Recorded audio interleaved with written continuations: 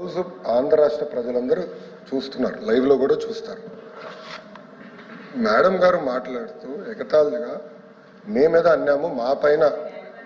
Madam గారు ఒక్క నిమిషం పూర్తి చేయండి.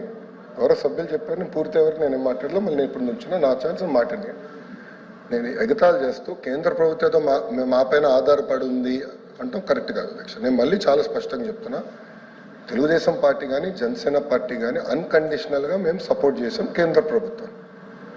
ఆనాడు ప్రధానమంత్రి గారిని చంద్రబాబు నాయుడు గారు కానివ్వండి, పవన్ అన్న కోరింది రాష్ట్రాన్ని మీరు కాపాడాలి, పెట్టుబడులు నిధులు ఇవ్వాలి అని చాలా స్పష్టంగా చెప్పాం.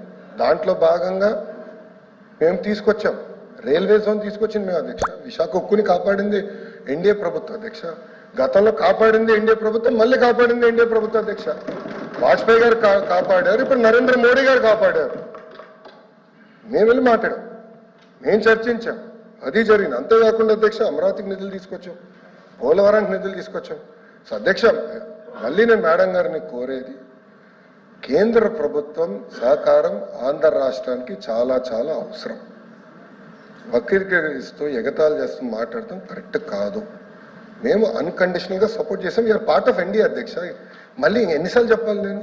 మా సపోర్ట్ అన్కండిషనల్. ఎన్నికల ముందల మేము చేరం ఎన్డీఏలో ఎలాంటి కండిషన్స్ పెట్టకుండా రాష్ట్ర ప్రయోజనాల కోసం ఎన్డీఏలో మేము కానివ్వండి, పవన్ అన్న నాయకత్వంలో జనసేన కానివ్వండి, మేము చేరం అన్కండిషనల్గా సపోర్ట్ చేస్తున్నాం.